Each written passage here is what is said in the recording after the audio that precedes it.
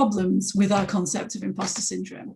And in this talk, I'm going to argue that these problems are both philosophically and socially interesting and significant. So what are these problems? Well, first of all, we don't use it in practice to capture what we think we do. And second, it encompasses cases that it would actually be better, far better, not to include, or so I'm going to suggest. And our recognition of this is critical to addressing the causes of the harms commonly associated with those cases. So it's going to be critical to any kind of ameliorative project for this concept. So to begin with, let's ask, what is imposter syndrome? Well, drawing on clients who developed this concept along with IAMS, imposter syndrome refers to the phenomenon by which people have an internal experience of intellectual phoniness despite external evidence of numerous achievements or competence. And this might actually manifest in a number of different ways. So, for example, Deborah Warnock's extensive analysis of collections of working class academics autoethnographies over the past 3 decades identifies within them a constant narrative of what appear to be, certainly at first glance, classic cases of something called the imposter cycle, in which a person experiences a kind of pattern of anxiety over performance-related tasks and a fear of being found out for not being up to those tasks. And so she writes, almost every working class academic writes about the sense of inferiority she feels relative to her middle class peers and the fear that she'll be found out for a fraud and summarily terminated. This feeling of the eternal game of catch-up manifests as nervousness or anxiety. Working class academics often overcompensate for these feelings of inferiority by working longer hours and overproducing. Or, in contrast, others respond to these feelings of inferiority with silence and a paralysing fear that they do not have anything valuable to contribute to the academic discourse. And we can see in here a mixture of attitudes, feelings, behaviours and beliefs that the person might have if they're going through this, and that we find these working class academics' narratives. Now, Katherine Hawley, who has done the most to bring imposter syndrome to our philosophical attention, argues that the key features of imposter syndrome are that it involves negative attitudes to a person's own performance or skill. And these imposter attitudes must be in some way mistaken. If they weren't mistaken, then the person wouldn't be suffering from imposter syndrome, they just wouldn't be any good at something. And they'd be quite right in thinking that. So she identifies this sense of intellectual phoniness that Kant talks about with a person having beliefs about a lack of competence. And so Hawley suggests that an ameliorative concept of imposter syndrome then is going to aim specifically to provide opportunities to reduce these imposter beliefs in the sufferer, undermine the belief that one is not competent, that one lacks competence or that is incompetent, and so on. And going forward, I'm going to refer to these kinds of beliefs as non-competence imposter doxastic states, or just non-competence beliefs for short. But as Hawley also identifies, imposter beliefs tend to be accompanied by a whole range of other things, negative affective states. So specifically, we tend to find anxiety, fear, and guilt, presence of all these feelings of inadequacy, and so on. And as Sarah Paul identifies, these negative feelings often lead to negative responses and behaviours, things like clinical depression, self-undermining behaviour, and acts of just giving up. So an alternative approach to amelioration, or an ameliorative concept of imposter syndrome, might focus on reducing these kinds of outcomes, and that's where Sarah Paul focuses her attention. So in what follows, and if you have a better term for this, then please let me know. I'm not massively attached to these labels. I'm going to separate out this broad range of affective states, responses and behaviours and so on from beliefs by calling them non-doxastic achievement reactions. It's a kind of shorthand for the explicitly negative states, feelings, responses, behaviours and emotions a person might have when thinking about or undertaking performance-related activities. Now, although often linked together, I think this distinction is useful because it allows us to consider that it's at least conceptually possible for these two types of things to come apart, leaving open the possibility, as Hawley says, that perhaps there could be a sufferer from imposter syndrome who believes that she is skillful and successful, so she doesn't have those non-competence beliefs, yet still has high levels of anxiety of a type more appropriate to someone who lacks such beliefs. Now, this is not something that Hawley pursues, given her focus on an ameliorative concept which looks at non-competence-based beliefs. But I'm really intrigued by this open possibility. And I think there are two questions that we can raise from this. First of all, although it's conceptually possible, does it happen? Do people actually experience non-doxastic achievement reactions without experiencing non-competence imposter beliefs? In any kinds of significant numbers, so not just as one or two here in some kind of phobic way. And secondly, if they do, what are the implications of these cases for our taxonomy and treatment of imposter syndrome? How should we understand these kinds of cases? Is it right to say that they're cases of imposter syndrome? Now, before I get started, though, you might wonder why ask this question at all, other than the intriguing sort of theoretical question that it might pose. And yeah, that's a reasonable question to ask, because before we even get started, you might think that at first blush, it's a bit of an odd one to pursue. Of course, people can experience anxiety, fear, and a whole host of other negative affective states, and they can do so without holding any beliefs about being an imposter in lots of ordinary, straightforward cases. So why tie the existence of affective states like this to an examination of imposter syndrome at all? And I think the answer is that, for me, that we actually have clues that suggest that we ought to. First, we have this one. First, if the doxastic criteria currently used to identify imposter syndrome are confused or imprecise in any way, it would be prudent not to rule out the possibility of focusing on imposter feelings and behaviours instead, at least in considering which circumstances or symptoms indicate the presence of imposter syndrome. And I think these criteria are confused and imprecise, and I can say more about that in the Q&A, although there's some hints on the screen there. So if there is at least some confusion over what mistaken beliefs would bring a person in scope of a diagnosis, then perhaps we should focus a bit more on these non-doxastic achievement reactions as the initial markers of the phenomenon rather than the beliefs. And I'll say more on that later. And second, the existing assessment criteria also actually allow a research study to identify individuals as suffering from at least moderate imposterism without them having any mistaken beliefs about competence or likely success, even these confused doxastic states. There are, by my rough categorization, 10 out of 20 questions on the most popular used test, that Clance imposter scale, which don't refer to beliefs as such at all. And by choosing very true for all of these, and also the lowest possible scoring option of not at all true for literally every other question asked, a person will score exactly 60, which is the upper boundary of moderate imposterism. 61 takes you into significant imposterism, the highest category. Now, I might have miscategorized one or two of these questions. Maybe some of them are more doxastic than I'm reading them as, in either direction. And in practice, it's unlikely someone will have such a polarized selection of outcomes. But the fact that a person might be categorized as an imposter in a research study purely on the basis of her feelings of anxiety and her behaviors is a good reason, I think, to ask whether there are people who do only have these specific types of imposter feelings and behaviors without having any of the beliefs we typically associate with imposter syndrome. And then finally, and perhaps for me, the most intuitively obvious reason to ask this question at all, and probably why I'm actually genuinely more interested in it, is that with this ameliorative project in mind, with the idea that we want to cause change, it's potentially a matter of uncovering hidden patterns of social injustice.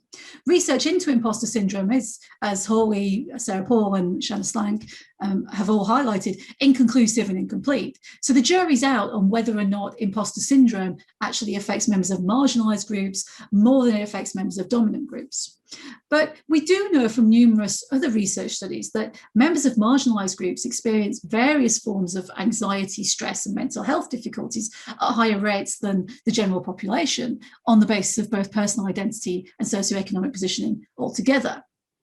So it's a reasonable hypothesis, I think, that the harmful non-doxastic achievement reactions associated with imposter syndrome might be more prevalent in minority group members as well.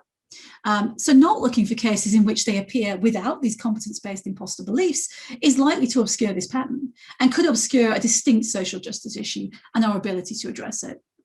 So overall, I just think our current imposter syndrome taxonomy, and I'm not the only one who thinks this, is deficient, defective, or incomplete.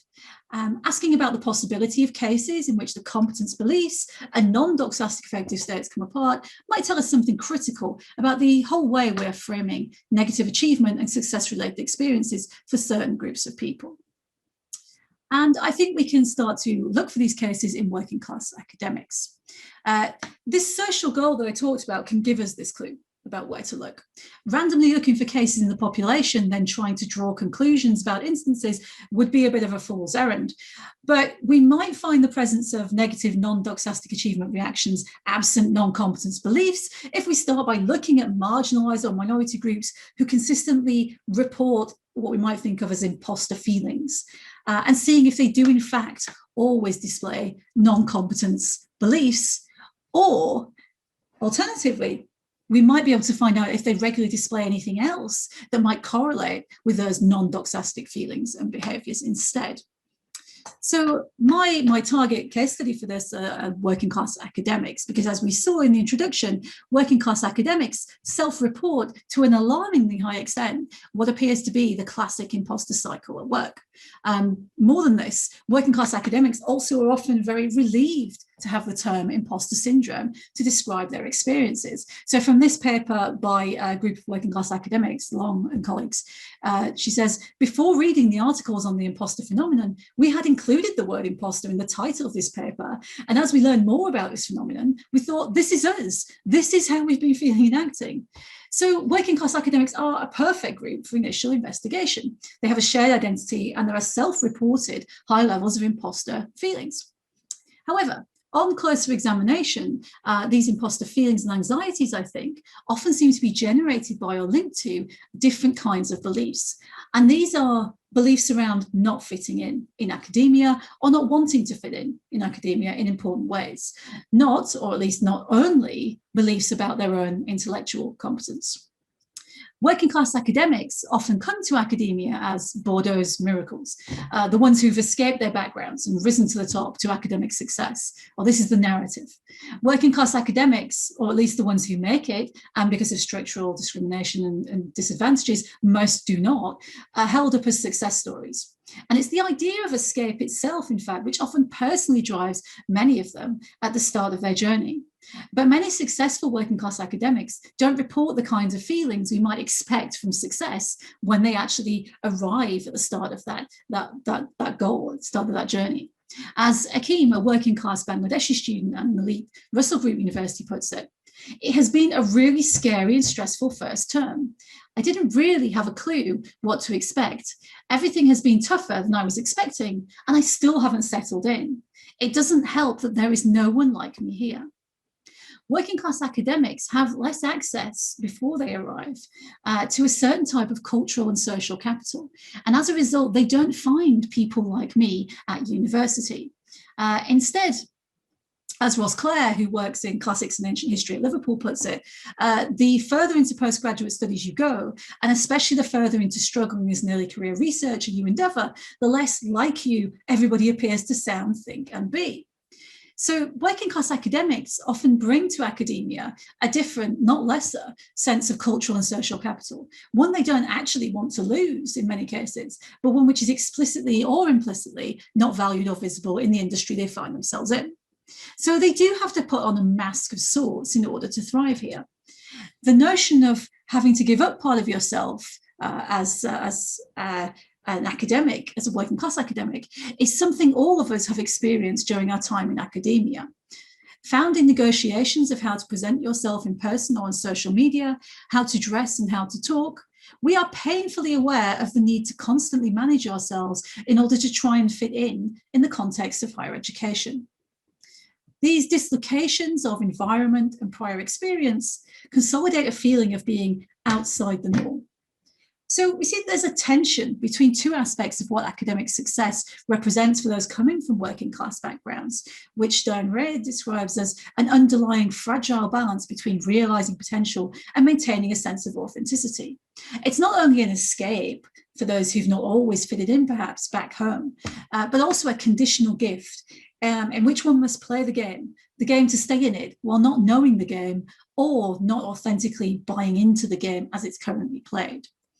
And we see this in working class academics' attempts to understand not only their own practices of perfectionism and procrastination, but also a kind of survivor guilt of having escaped their background. In playing by the rules of the new game and what academic success is seen to represent and require, working class academics experience a kind of tension within their own identity, a clash between what academic success represents and what this means about the people that are left behind. As Ray again says, echoing the sort of psychological analysis of others, puts it, the discourses through which to read upward mobility present it as a freeing, a success. But striving for success for a working class young person is about wanting something different, something more than your parents had. And that not only implies there is something wrong with your parents' life, but that there's something intrinsically wrong with them. So this is really deep-seated imposterism, in a sense, if we want to keep using that word, not belonging here, not belonging there, and having to put on a mask or having to adopt a certain set of values. And this clash of values, backgrounds, and experiences appears, I suggest, as classic imposter cycle behaviours and feelings of worry and guilt towards academic achievement in working class academics. And this is true even when they view themselves as perfectly intellectually competent.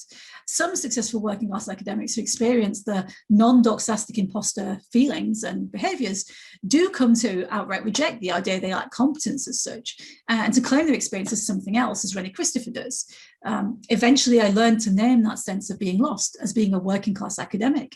Forming, defining, and claiming that identity took a lot of work and a lot of pain. I count it as the true subject matter and methodology I learned in grad school, more than the disciplinary knowledge I was supposed to be learning. But the negative feelings and behaviours remain, even when the academic does not hold on to this feeling of not being competent as such, because the causes rooted in not fitting in remain. So what at least some working class academics seem to be identifying with, I think, when they reach for the imposter label and go, yes, that's us, are the imposter feelings and behaviours, the negative non-doxastic achievement reactions, rather than explicitly non-competence imposter beliefs. And these feelings are caused by not fitting in. Now, these beliefs might produce or interact with non-competence imposter beliefs, but they can also be present in working class academics who do not have beliefs that they lack competence. So the answer to the question, is it possible for significant numbers of people to experience the negative non-doxastic achievement reactions considered to be imposter feelings without experiencing non-competence imposter beliefs, is yes. They may have not fitting in beliefs, or these beliefs might coexist. So that moves us on to the final question, really. What are the implications of these cases in working class academics for our taxonomy and treatment of imposter syndrome?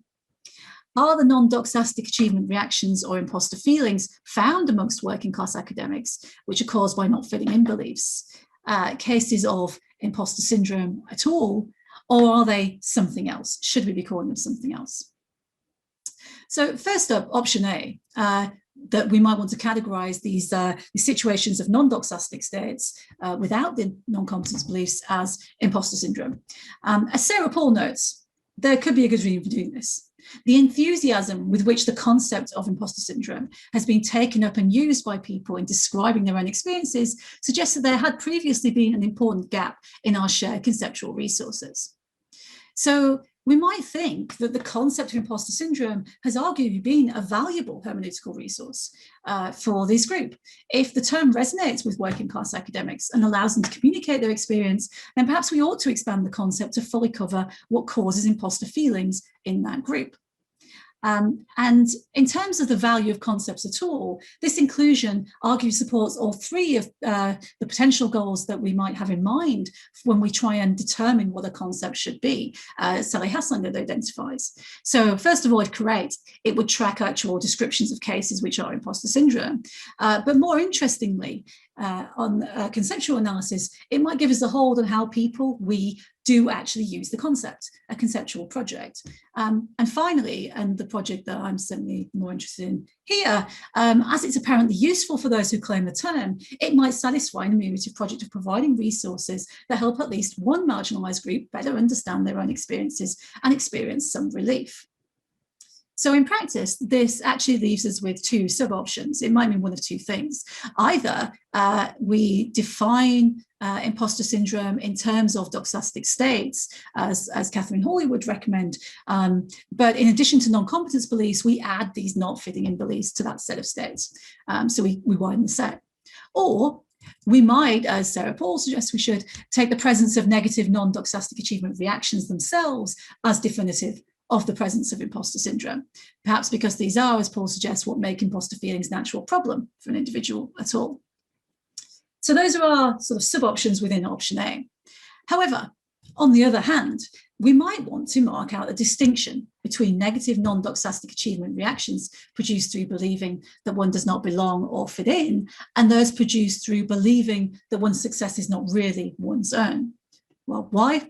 Well, one reason for doing so might be that not doing so risks committing an even greater conceptual or hermeneutical injustice than the benefits of inclusion. Sarah Paul notes, for example, that the term syndrome has tended to be used to invoke or capture pejorative stereotypes against certain marginalized groups in the past. So as the author, Natalie Elliott, suggests, far from being the product of a pathology, what seems more likely is that imposter syndrome is a rather natural reaction of anyone from a working class, disadvantaged or minority background to the various biases they face on a daily basis. What far-reaching and harmful message are we sending when we paint the natural reaction of working class and marginalized people as evidence of some kind of syndrome? So if we take this option, then we argue that causal doxastic states do matter in categorizing imposter syndrome, but that we ought to only include those sets of beliefs that relate to competence and not those that relate to fitting in. This would leave us free to mark off the remainder as something else. While not obviously tracking our current intuitive use, perhaps this conceptual project might be altered. We might come to use it in a different way while serving our ameliorative goals better. So what do I think about all of this? Well, I think I'm willing to be convinced otherwise, but I suggest that if we're interested in ameliorative concepts and projects, option B is the way to go. In terms of the first position within option A, adding more beliefs to our taxonomy, well, the purpose of focusing on beliefs at all is to correct them and alleviate the problem for the sufferer of imposter syndrome. That's why we categorize it in that way in Hawley's analysis. But for working class academics, these beliefs about not fitting in are not false. So we can't literally get rid of them. We might add to them, we might come up with new ones, but we can't get rid of them without potentially doing something like structurally gaslighting an entire group of people who know what their reality is. They don't fit in. Their values are not the same. So it seems a bit to defeat the purpose of focusing on beliefs in the definition at all, assuming we have that ameliorative goal, because we're not going to get rid of these beliefs. And in terms of the second option A position, if we instead say the presence of negative non-doxastic achievement reactions alone is definitive of the presence of imposter syndrome, it's hard to see how this really helps with amelioration either. What value does recognition of the outcome non-doxastic states and behaviors alone actually hold? Once we get past the relief of having a name, it being something acceptable, knowing that so many people are experiencing it, feeling better about that, well, what's left? A huge mixed bag of potential causes to figure out. So the concept, I think, becomes parsimonious to the point of uselessness. So I think this is a reason to think that grouping by affective state is not helpful either, if we want our concepts to have explanatory power or to function as ameliorative concepts. And I think this has broader implications in the cases I've looked at here. What I want to suggest we take away from all of this is that imposter syndrome itself may have served its time as a catch-all concept. One important reason for identifying a syndrome, even if it's not true in every single case of thinking about syndromes, ought to be, I think, that we should be trying to alleviate suffering. When the syndrome doesn't really lead to the possibility of a route to that for the sufferer, then I think something's just wrong with the categorization. If we start looking for more cases where structural disadvantage aligns with imposter non-doxastic states and behaviours, however, each group we look at may, while having its own distinct features, different from working class academics, turn out not to be best served by that label. And as for working class academics, for now, I suggest we think of ourselves as more like adventurous hobbits than imposters. Once we leave the Shire, our adventures will change us. Home will not quite be home, nor will adventuring quite be it either. We may lose something, and we may never quite be like those around us, either back home or here. But it's not all a story of loss. We've already shown how brave we are by getting here. And just like Bilbo in The Hobbit, working class academics bring different values and perspectives that academia needs. And we can do things that perhaps others can't. Thinking in terms of adventure rather than syndrome offers the chance to do more to help ameliorate the likelihood, scale, and impact of being here. We can recognize one another, and others can also start to recognize us as being adventurous hobbits, and that need not actually be a story of negative feelings and reactions. The only way for us to fit in is for academia to change. Thank you.